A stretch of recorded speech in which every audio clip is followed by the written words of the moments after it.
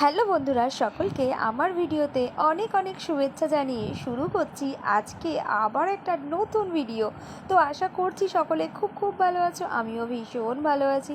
তো যাই হোক, অফিস থেকে ফিরে দেখলাম বর্মশাই এক ঠোঙা ফুচকা নিয়ে এসছে। প্রথমে তো আমি ভাবলাম এত বড় ব্যাগটার মধ্যে কী আছে, তারপর দেখি এক ঠোঙা ফুচকা।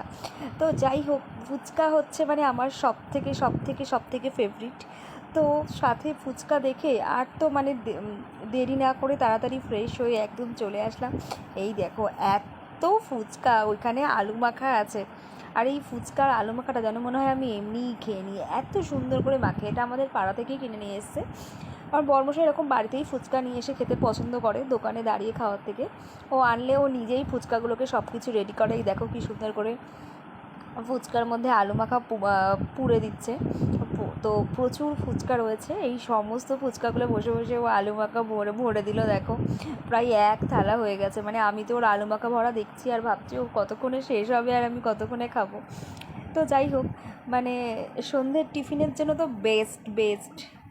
আর আমি প্রায় অনেক দিন পরও ফুচকা খাচ্ছি।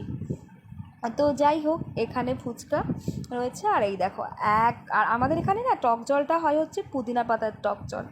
তো যাই হোক, এখন চলো আর বেশি বকবক না করে আগে তো ফুচকাটা খেয়ে নিই, নইলে লেট হয়ে যাবে। তো বাই, কাল আবার ফিরছি।